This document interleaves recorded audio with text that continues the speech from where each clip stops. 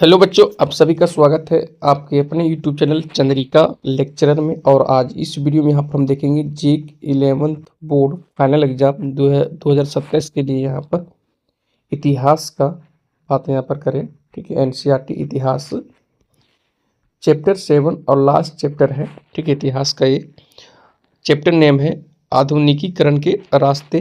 ठीक है, इस चैप्टर का all VVI objective question answer आज इस वीडियो में यहाँ पर हम देखेंगे। हम यहाँ पर चैप्टर वाइज यहाँ पर कंप्लीट कर रहे हैं ऑल सब्जेक्ट का यहाँ पर। ठीक है, ऑल सब्जेक्ट का चैप्टर वाइज ऑब्जेक्टिव क्वेश्चन यहाँ पर हम कंप्लीट कर रहे हैं। ये क्वेश्चन सभी इंपॉर्टेंट है, फाइनल एग्जाम में जरूर मिलेगा, आप अच्छे से याद कर लीजिए। वीडियो पसंद आए तो लाइक शेयर और कमेंट जरूर कीजिएगा। ठीक, तो चलिए देखते हैं इस चैप्टर का all VVI objective question answer. इस चैप्टर में अगर हम देखें तो यहाँ पर दो देश, ठीक है, एक हो गया जापान, ठीक है, और एक हो गया चीन।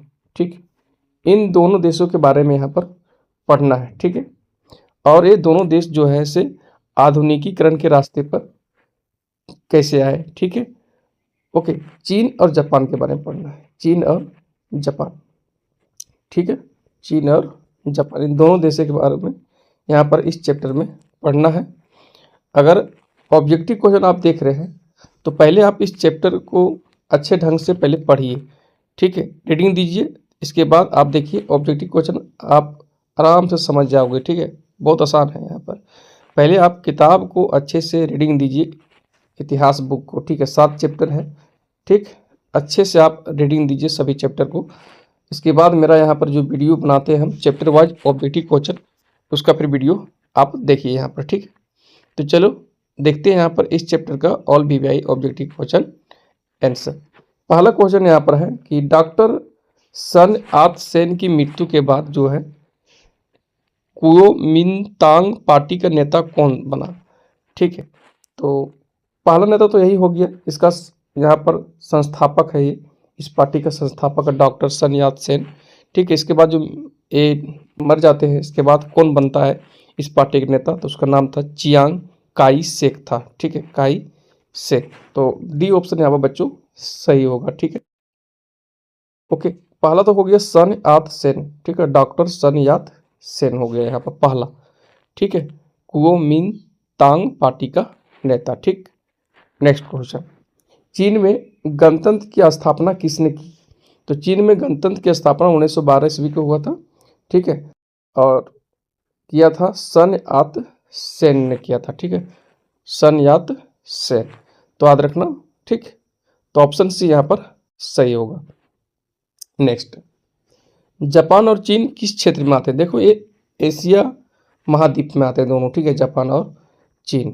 ठीक, जापान और चीन, और दोनों विकसित देश है। ठीक, और यहाँ बात हम करें तो एशिया के, यहाँ जैसे एशिया लिखा हुआ है तो एशिया के किस दिशा में है। अगर यहाँ बात करें जैसे उत्तर में कि पूरब में कि पश्चिम में कि दक्षिण में किस साइड है, तो ये बात हम करें तो उत्तर पूरब साइड मिलेगा। ठीक है, उत्तर पूरब साइड चीन और जापान मिलेगा यहाँ पर। ठीक, तो ऑप्शन बी यहाँ पर सही होगा। ठीक है, ओके, ऑप्शन बी याद रखना। ठीक, नेक्स्ट क्वेश्चन है यहाँ पर, जापान में पहली बार महिलाओं को मतदान का अधिकार कब मिला। पहली बार मतदान का अधिकार कब मिला जापान में। तो अगर हम यहाँ पर देखें तो 1946 सही होगा, अप्रैल 1946 से आम चुनाव हुआ था वहाँ पर, और पहली बार महिलाओं को मतदान का अधिकार मिला था। तो ऑप्शन सी यहाँ पर सही होंगे। ठीक है, नेक्स्ट क्वेश्चन, टोक्यो का पुराना नाम क्या था।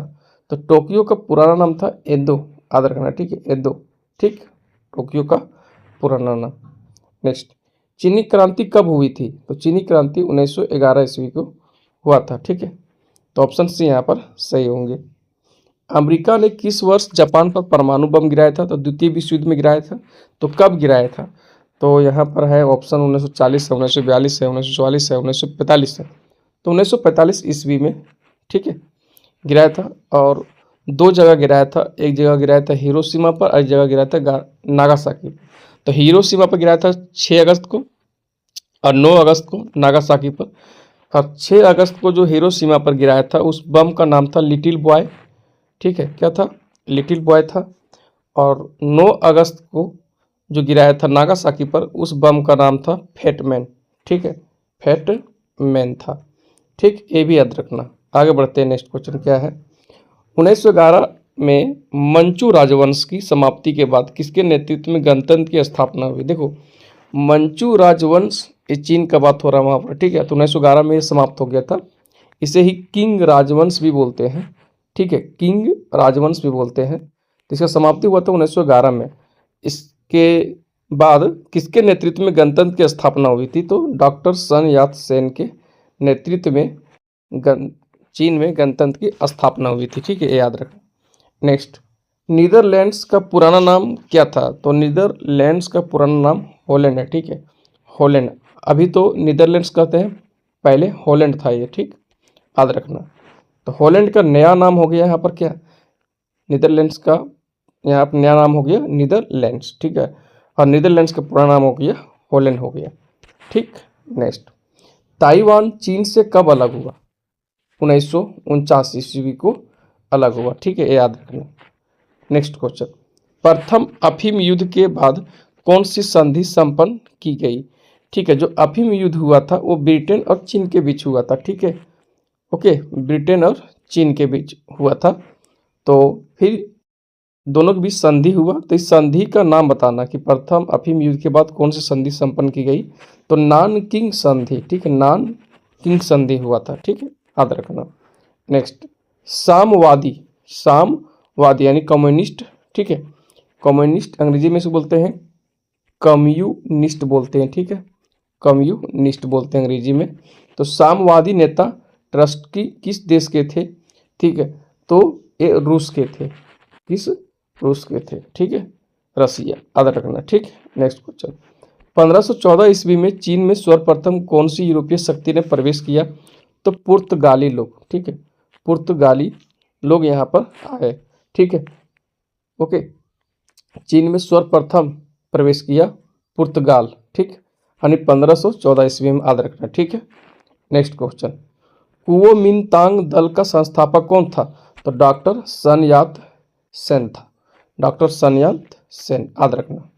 ठीक, नेक्स्ट क्वेश्चन, क्वेश्चन है यहाँ पर कि मंचू राजवंश चीन में स्थापित हुआ। कब स्थापित हुआ ये? तो 1644 ईस्वी में स्थापित हुआ। ठीक है, और चीन का अंतिम शाही राजवंश था ये। ठीक है, ओके, तो मिंग राजवंश को हराकर, मिंग राजवंश को हराकर, ठीक है, ओके, किंग राजवंश, जो यहाँ बात हम करें तो मंचू राजवंश को ही किंग राजवंश भी कहा जाता है। ठीक है, और ये हराया था, मिंग राजवंश को हराकर मंचू राजवंश यहाँ पर स्थापित हुआ। ठीक, याद रखना। और चीन का अंतिम शाही राजवंश था ये। ठीक है, नेक्स्ट, मंचू सम्राट कांग हसी ने किस सन में यूरोपियों को चीन के तटवर्ती बंदरगाहों से व्यापार की अनुमति प्रदान की थी?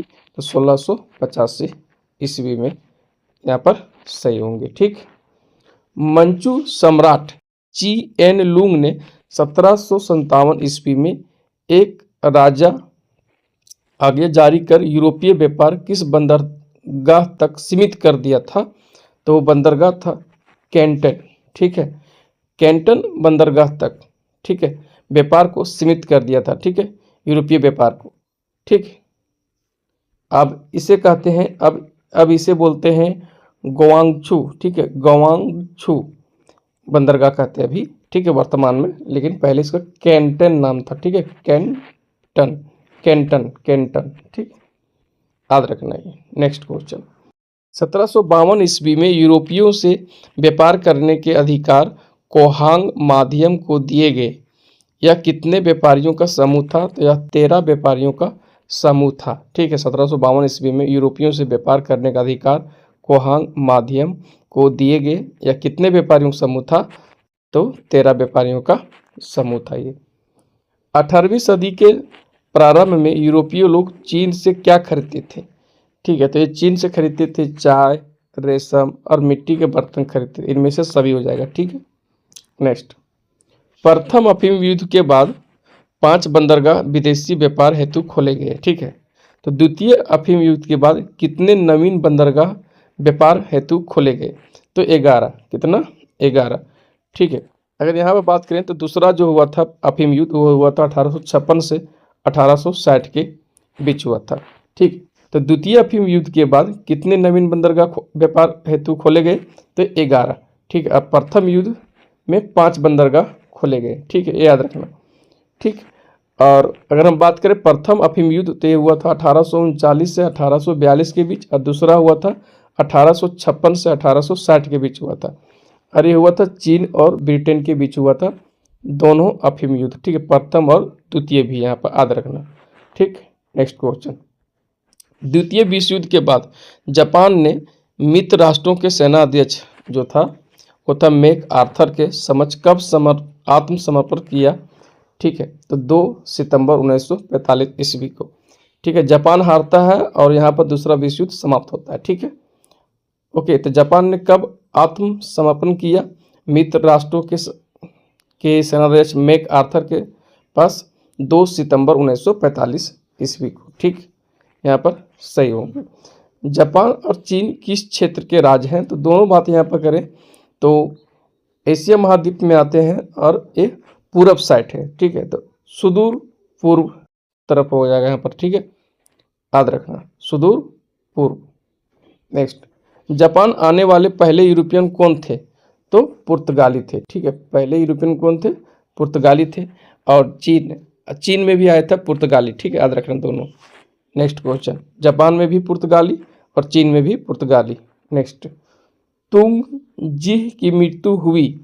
ठीक है, इसका मृत्यु हुआ था 1875 ईस्वी को, इसका मृत्यु हुआ था यहाँ पर। ठीक है, और ये मरा था चेचक से मर गया था, चेचक हुआ था इसको और ये मर गया था कि। ठीक, तुंग चिह की मृत्यु हुई 1875 ईस्वी को, चेचक से मृत्यु हुई। और किंग राजवंश का 8वां सम्राट था ये। ठीक है, जिसे किंग राजवंश यानी मंचू राजवंश भी कहते हैं इसको। ठीक, नेक्स्ट, डॉक्टर सन मात सेन ने जापान में तुंग मेग हुई नामक संस्था की स्थापना की। ठीक, डॉक्टर सन मात सेन ने जापान में तुंग मेग हुई नामक संस्था की स्थापना की, यानी कब की? तो 1905 ईस्वी को किया था। ठीक है, याद रखना है। नेक्स्ट, उवान सिहकाई की मृत्यु हुई तो 6 जून 1916 ईस्वी को इसका मृत्यु हुआ था। ठीक है, उवान सिहकाई की मृत्यु। डॉक्टर सन यात सेन की मृत्यु हुई 12 मार्च 1925 ईस्वी को। ठीक, जापान के सम्राट द्वारा नया संविधान लागू किया गया तो 11 फरवरी 1884 ईस्वी को लागू किया गया था। ठीक है, जापान के सम्राट द्वारा नया संविधान। नेक्स्ट, अमेरिका ने कामाडोर पेरी को कब जापान भेजा था? 1853 ईस्वी को भेजा था। ठीक है, नेक्स्ट, सिडनी कहाँ स्थित है? देखो ये ऑस्ट्रेलिया में है। ठीक है, ऑस्ट्रेलिया में। और अगर हम बात करें तो सबसे बड़ा क्षेत्र है ये सिडनी। ठीक है, अगर हम ऑस्ट्रेलिया की राजधानी की बात करें तो कैनबरा है ऑस्ट्रेलिया का राजधानी, यहाँ पर कैनबरा है। ठीक है, याद रखना है यहाँ पर। आगे, चीन में पीकिंग विश्वविद्यालय कब स्थापित हुआ? तो इसका सही आंसर 1909 होगा, क्योंकि एनसीईआरटी बुक में हम देखे हैं तो 1909 है, 1902 है।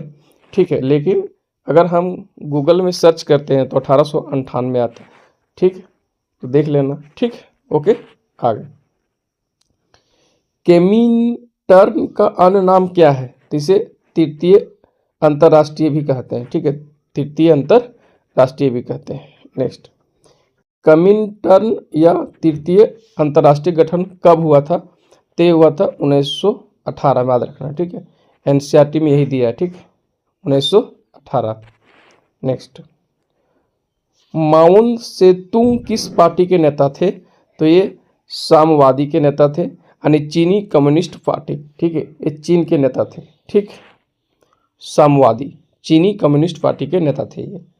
नेक्स्ट, चीन में साम्यवादी दल की स्थापना कब हुई? यानी चीनी कम्युनिस्ट पार्टी कब बना? 1921 ईस्वी को।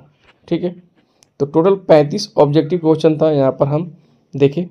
ठीक, और हम एक HW दे रहे हैं, ठीक है। चीन का राजधानी बताना है, चीन का राजधानी कहाँ है अभी वर्तमान में, और जापान का, ठीक है, जापान का, दोनों का राजधानी यहाँ पर बताना है, ठीक है। दोनों का राजधानी यहाँ पर बताना है, चीन और जापान का, ठीक। बताइए, मिलते हैं नेक्स्ट वीडियो में। Okay, bye.